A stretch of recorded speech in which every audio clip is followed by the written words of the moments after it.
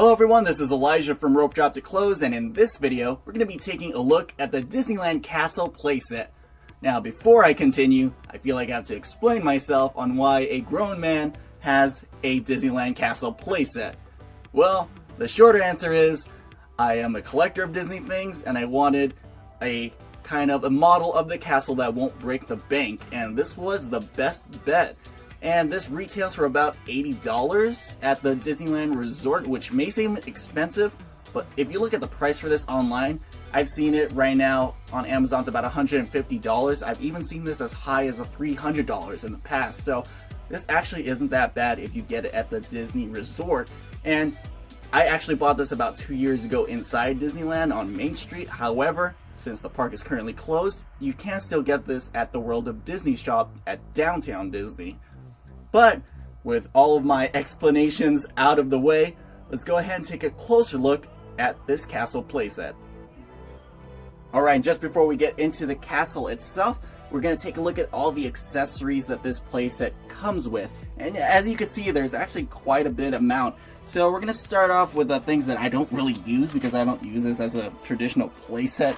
So we have all like the furniture pieces here. So there's this piece of wall, there's like decoration pieces for Sleeping Beauty's castle. And then, as you can see here, these are just kind of like more of the traditional playset of things. So you got like a little fireplace there, as you can see.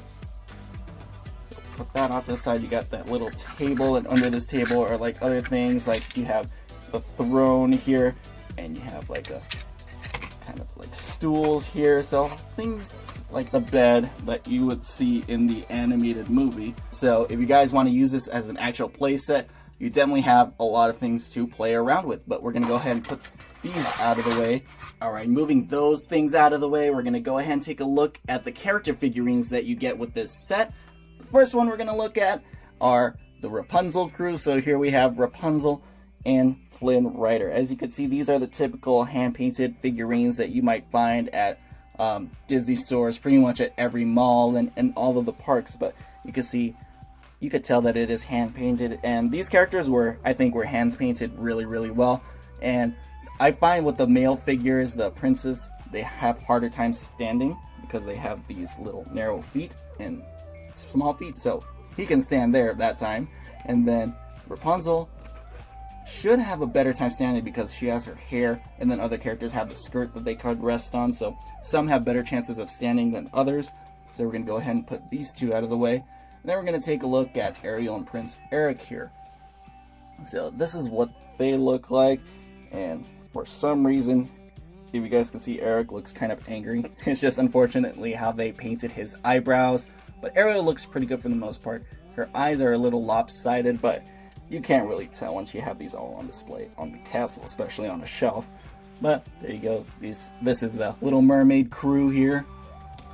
Then we're going to go on to actually who the castle belongs to. Here is Aurora from Sleeping Beauty and Prince Philip.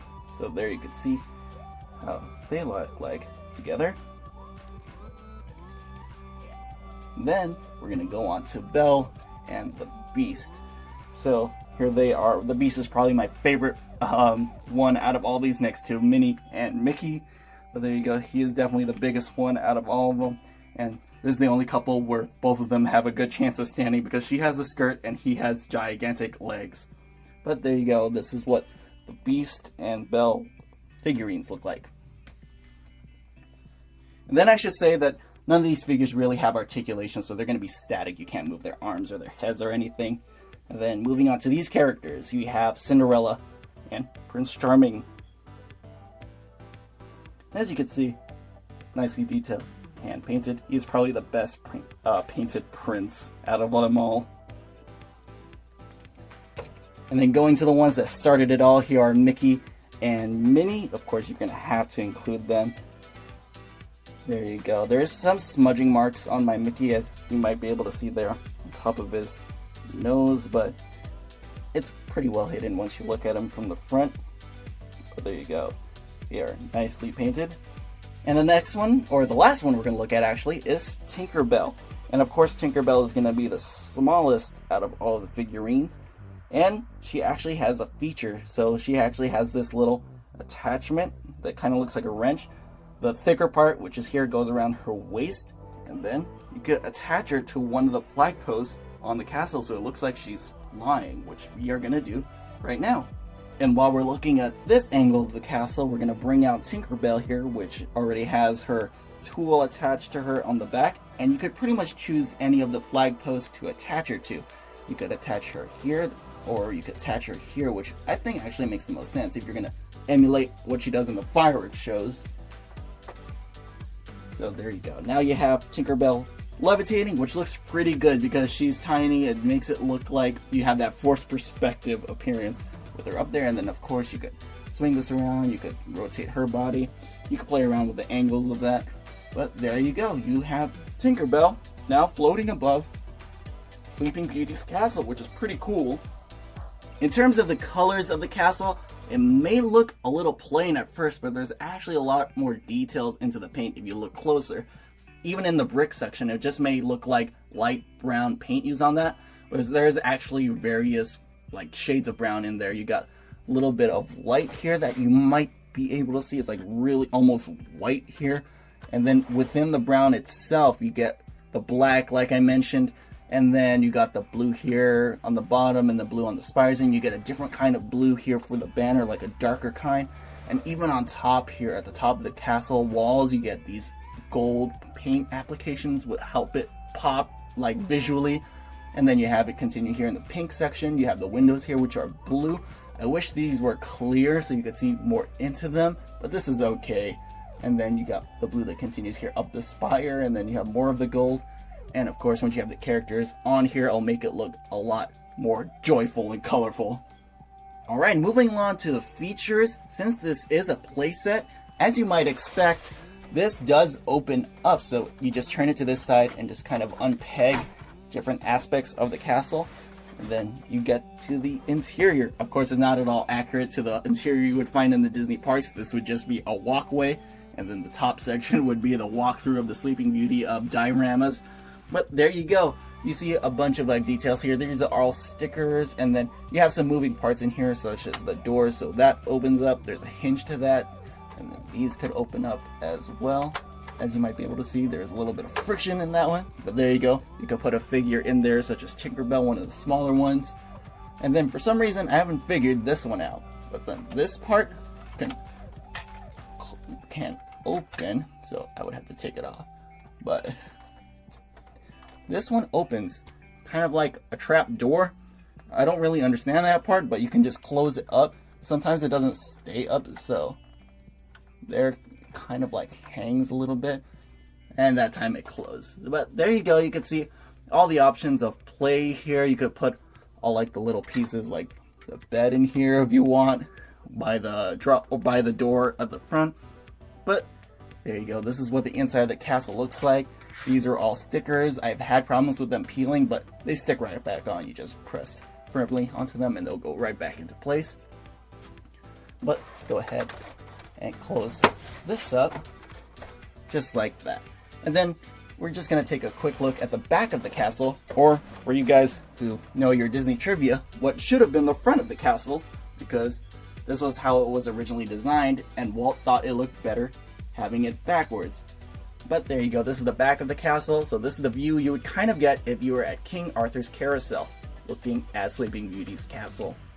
And then moving down to the base of the castle, yes, that door actually works. So to demonstrate here, you could just slide that up, and then you get that little bit of play value. And unfortunately, there's no drawbridge here. But part of the reason why there's no bridge is because these little things that look like steps, they're actually buttons. So the left and right one are buttons, the middle is just there for symmetry reasons. But if you press the left one, you're gonna get a song from Sleeping Beauty. So let's go ahead and press that. I know you, I walked with you once upon a dream. I know you, the dream in your eyes is so familiar a dream. So as you can see, it plays a little snippet of Once Upon a Dream from Sleeping Beauty, and there's that echo effect that they put on the song. Makes it sound Not gonna lie, a little bit creepy, but I guess that's how it's supposed to sound if someone's gonna be singing in the castle, but you can't get around the creepy factor of how they may appear. But going along with the other sound effects, that was the left one. Going into the right one, you're gonna get a series of other sound effects.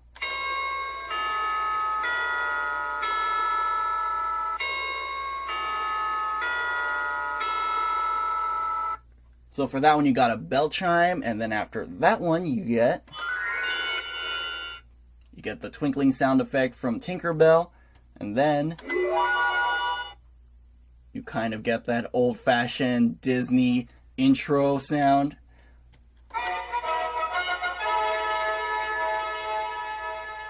And then, so for that one, you get a fanfare, and then I believe that's it, so let's double check. Yeah, it just goes back to the bell. So you get the 4 different sounds on the right button. And it is pretty loud in person, so apologies if that overtakes my talking in the video. And here is what the castle looks like with all of the characters surrounding it. Definitely make it look more alive and bubbly. But there you go. I definitely enjoy this as a display piece. And in the future, I am expecting to paint it so it looks much more accurate to probably the 50th anniversary, even though I do like how the castle looks now. Since this is based on that 50th anniversary castle, I want it to look as accurate to that as possible. And I do hope that they come out with a better or a more updated version of the castle just like it is now, so that way I could have 2 versions of Sleeping Beauty's castle. But anyways, that's pretty much it for this video. Is this castle set something you'd be interested in picking up next time you're at the Disneyland Resort? Let us know in the comments section down below. And if you enjoyed this video, go ahead and hit that like button and subscribe for future videos from us at Rope Drop to Close. And as always, follow us on Instagram and follow us on Patreon. But once we get to enough patrons, we will start doing giveaways, so stay tuned for that. And that's pretty much it. Thanks for watching. See you guys later.